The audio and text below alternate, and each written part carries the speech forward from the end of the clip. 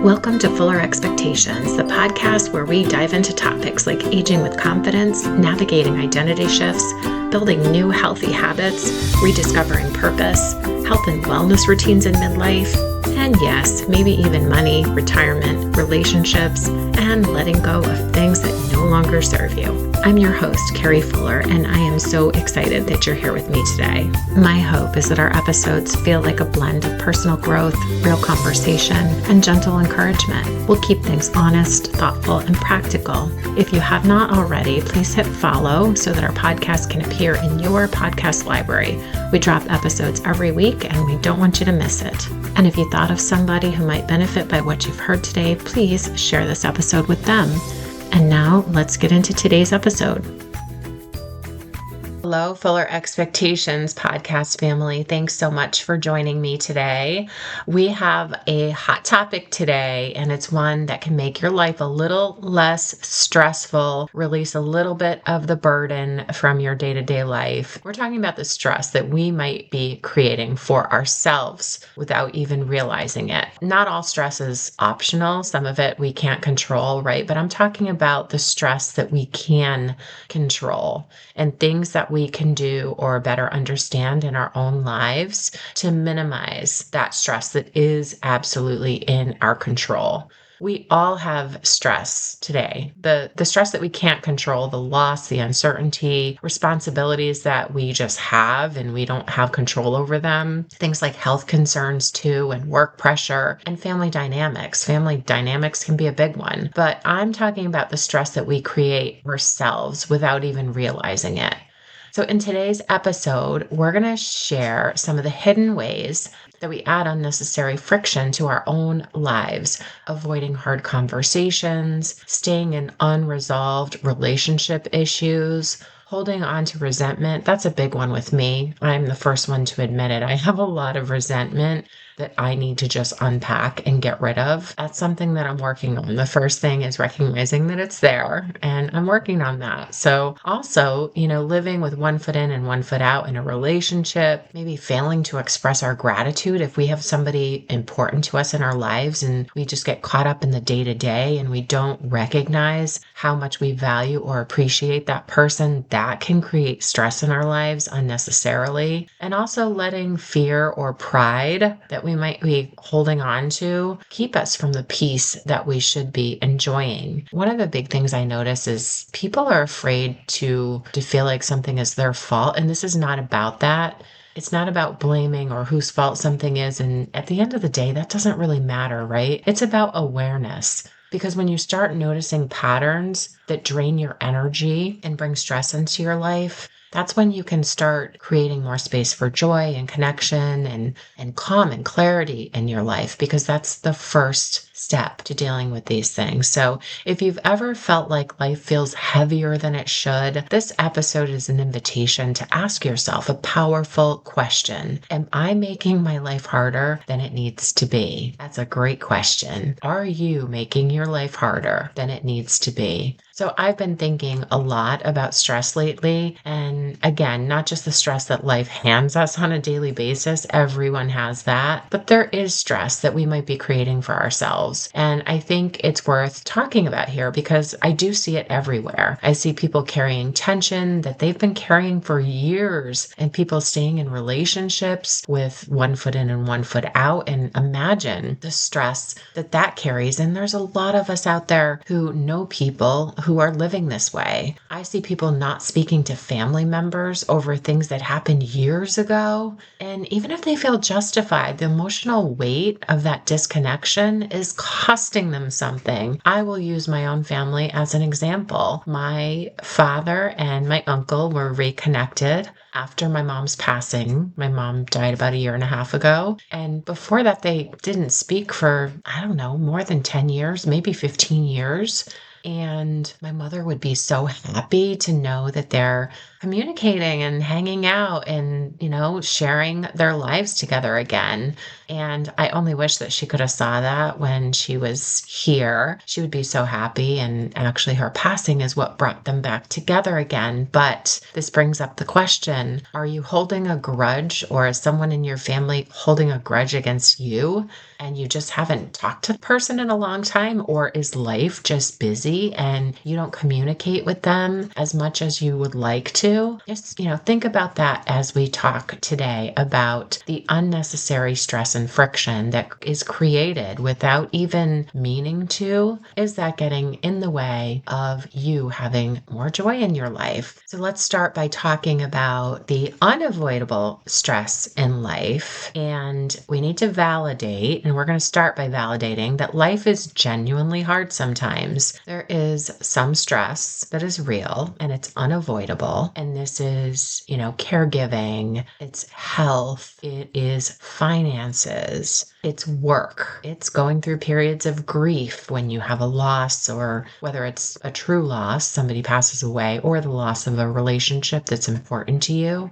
There's stress around parenting and marriage and aging parents and uncertainty about so many things. I mean, the world around us is not a good place right now. And so this episode, we're not saying that if you're stressed out, it's your fault. Not at all. We are just asking whether or not there are places where we might be adding layers of stress and tension or friction that doesn't need to be there. Life will hand us enough stress on its own. The question is whether or not we're piling more on top of that through the ways that we're handling our relationships, or communication, or lack of communication, or avoidance, or choices that we're making on a daily basis. Let's start by talking about the stress of unresolved relationships. Some of the heaviest stress that people carry is the stress of unresolved tension. So this is like not speaking to a family member because something happened years ago and you're just not approaching the conversation. So if you're both avoiding it,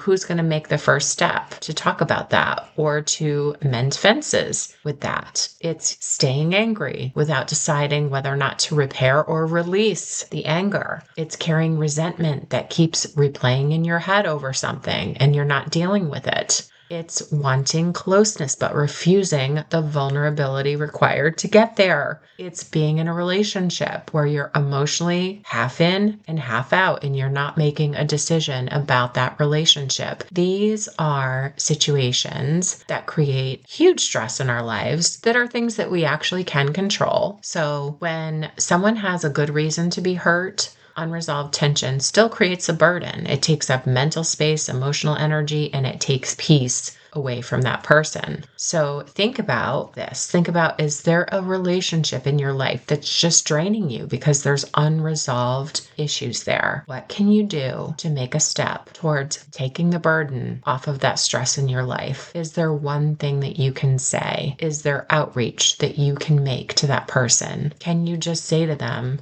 this is creating stress in my life. Can we talk? Can you say something like that? Or are you hanging on to a situation that's costing you more than you realize? Is there something going on in your life that is creating turmoil for you and you're just not addressing it? Are you avoiding a conversation that's uncomfortable? And avoiding it might seem easier, but it's actually creating a slow, constant stress in your life. It's really hard to approach a hard conversation. It's something that is not easy, but know that kicking that can down the road is really creating a long, slow, constant stress in your life. And maybe just reaching out and saying, hey, can we have a chat about something? There's something that I think we need to talk about. Can you do that? Is there a way to do that? To release that constant stress in your life. Sometimes the stress isn't the issue with the relationship itself. It's the feeling of being in that limbo. It's not deciding. It's the not addressing it. It's the emotional clutter of something unfinished being in your head that really creates the stress. So that's something that you really need to think about addressing. There's also a lot of people that are living their lives with one foot in and one foot out of relationships. And the stress that that creates is significant. Indecision is exhausting. Ambivalence creates constant friction. This is something that can sound like, I don't know if I want to stay, but I'm not leaving, or I'm not really invested, but I'm not being honest about it. I want change, but I just keep living like this and not addressing the fact that I want change in this relationship. This relationship is something that's just not right. Right now, there's something going on. It's that kind of relationship, but it's the not addressing it that is creating a lot of stress. Living in a half committed relationship, whether it's with a friend or a boyfriend or girlfriend or a spouse, it really creates some significant anxiety and confusion and guilt and emotional drain that you might not even realize.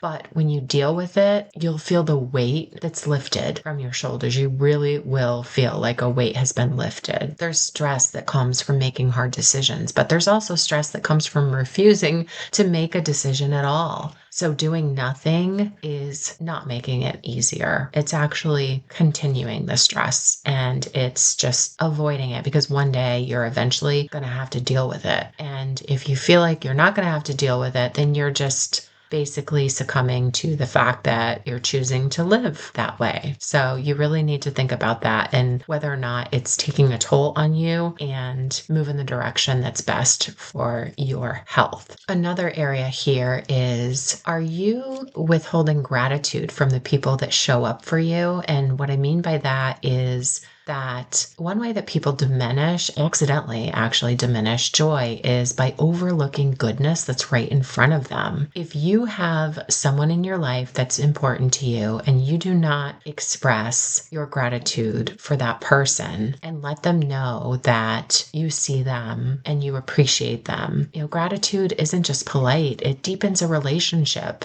It softens tension that you might not even know is there, but the other person might be feeling it. If they're feeling unappreciated, you're creating tension for them without meaning to or noticing it, but you are.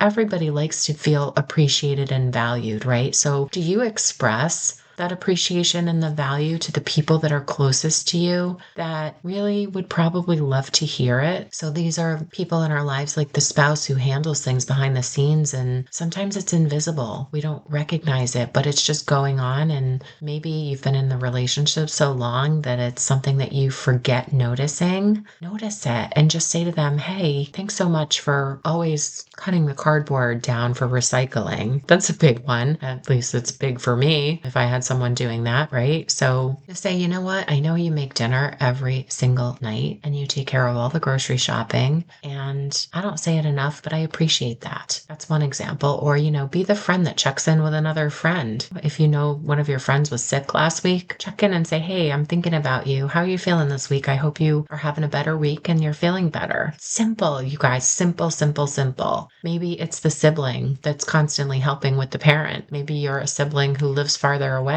from the parent, and there's one that's always doing everything, and you need to acknowledge that, because it would make that person feel really good if you acknowledge everything that they're doing to make your parent's life a little easier. It could be a coworker who's been making your life easier lately. Just take a minute and say, hey, you know what? I appreciate everything that you're doing. Thank you so much. It could be an adult child who comes over and maybe they do something around the house for you. Do you acknowledge them for that? Just say, hey, you know what? I know you're busy and you took the time to come over and take care of that for me. Thank you. That means a lot. Sometimes we're so focused on what's missing or what's frustrating us or what's unresolved that we fail to acknowledge what's beautiful and what's helpful and what's generous that people are doing for us right now. If someone is going above and beyond for you every single day, do they actually know that you notice, or have you let their love become invisible because you've just grown used to it? Don't make that mistake. It might be something that you just don't even realize, but to them, a thank you or a hug or an expression of your gratitude would probably mean so much to that other person. So I encourage you today to think about the people in your life who have done something for you over the past few days or week or even months. And it's never too late to show appreciation to that person. So reach out and thank them. And getting back to unresolved stress in our lives, sometimes we stay attached to pain or vulnerability and we don't address forgiveness and repair and change. It's because we don't know how to, or we're afraid to make that first move, but we get nowhere if someone doesn't make the first move. Sometimes anger feels powerful, but it's heavy. So try to give up the power and release the weight that is just putting on you. Resentment sometimes can feel justified, but it keeps us emotionally tied to the thing that hurt us to begin with. So we have to let go of resentment and remember that the story that we sometimes tell ourselves keeps the wound alive, and it's time to let go of the weight and the stress that is creating in our lives. So I think what's scary is, peace requires a conversation, and relieving stress sometimes requires a conversation. And a lot of times people are nervous to communicate, but that is a necessary thing that we have to become comfortable with if we want to reduce the stress in our lives. So whether it's a conversation or setting a boundary or just making a decision or wanting to forgive someone or letting go of something that's been bothering us, if we're not going to address it, we have to figure out a way to let it go. So I ask you, what are you holding on to that might be creating stress in your life or costing you peace? Is there a grudge or a disappointment or something that hurt you a long time ago that has just outlived its usefulness?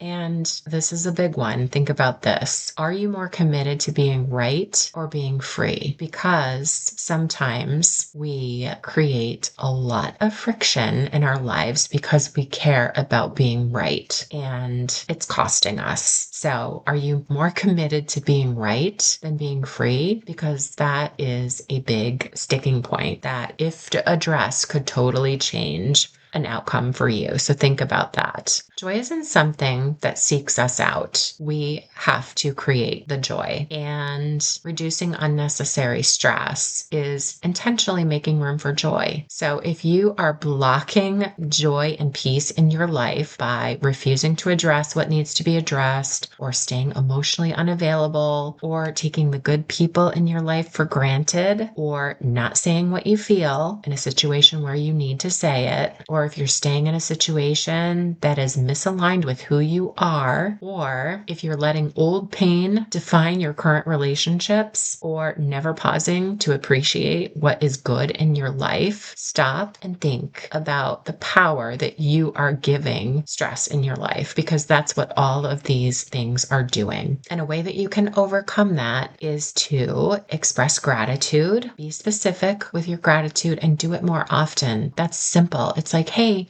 thanks for bringing the trash out, or thanks for rotating the laundry, or thanks for making dinner, or with your coworker, it's like, thanks for grabbing that assignment and stepping up. There's simple ways that you can express gratitude just by acknowledging the things that people do around you to make your life easier. And also try to have the hard conversation. That is something that will feel like a weight has been lifted from your shoulders. It really, really will. If you are someone who's living in limbo, stop living in limbo, make a decision, repair what can be repaired, or release what cannot be repaired. A couple other ways to maximize joy and release stress in your life is just to be honest about where you stand with things and hold true to who you are. Live the life that is best for you and stop worrying about hurting other people if your decisions are going to hurt them, because you're not living your life for them. You need to live your life for you. And an easy one is to notice the people and moments that are already good in your life and acknowledge them. Joy is not always about adding things to your life that you think are going to make you happy.